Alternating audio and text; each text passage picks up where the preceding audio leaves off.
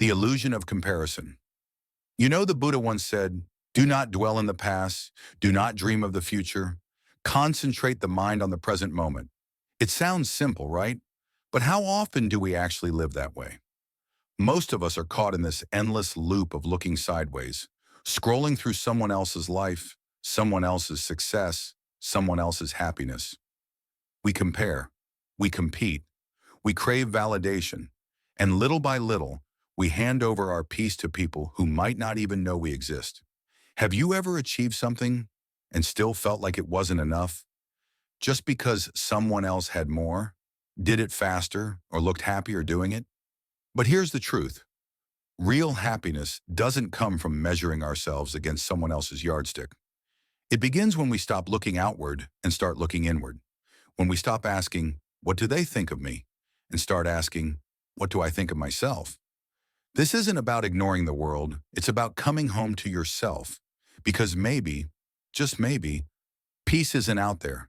It's here, now, within. The dangers of comparison. Take a moment and think about the last time you scrolled through social media.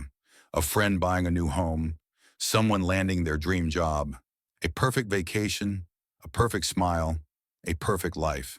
And suddenly a quiet question slips in. Am I doing enough? Why does their life look so much better than mine? This is the danger of comparison. It doesn't whisper, it echoes. We start measuring our worth against a highlight reel. But the Buddha called this what it truly is, an illusion, a trick of the mind that pulls us away from our real journey. In Buddhism, this illusion is rooted in attachment. We attach our happiness to someone else's success, someone else's approval. But here's the truth. Their path was never meant to be yours. And chasing it is like trying to hold on to smoke.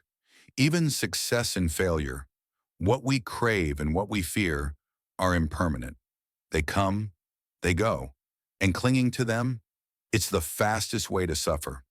So maybe it's time we stopped asking, why not me? And started asking, what is truly mine to walk? Turning inward. So if comparison keeps pulling us away from ourselves, how do we return? How do we quiet the noise and reconnect with who we truly are? Buddhism offers a beautiful path inward through three simple yet powerful practices: vipassana, mindfulness, and contentment.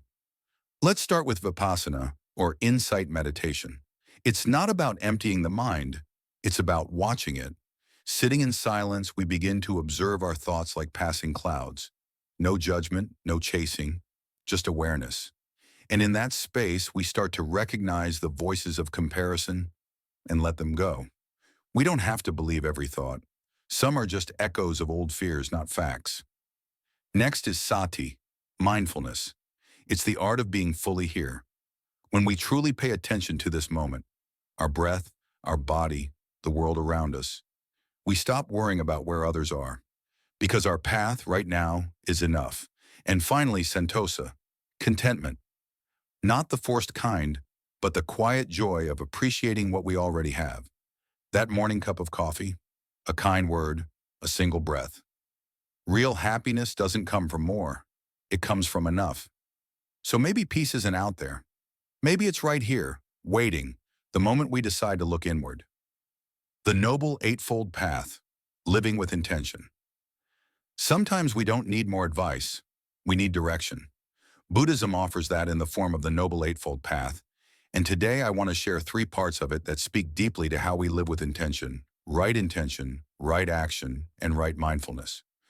Right intention means asking yourself, why am I doing this? Is it coming from fear or from love? Is it to impress someone or to align with who I really am?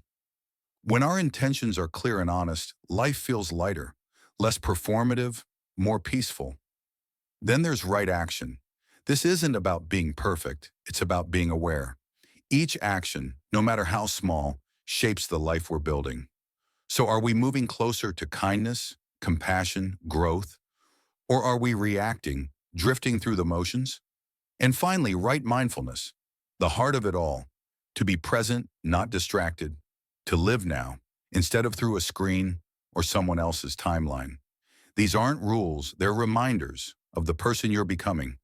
When we live with intention, we stop chasing approval and start building a life that feels like ours. Practical steps to stop comparing yourself to others. Let's be honest. We all compare. We scroll. We see someone's new house, their perfect family photo, their dream job, and suddenly our own life feels a little less bright. But here's the thing. Most of what we compare ourselves to isn't real. It's curated, polished, filtered. So what can we actually do to break the habit? First, stop chasing external approval. You don't need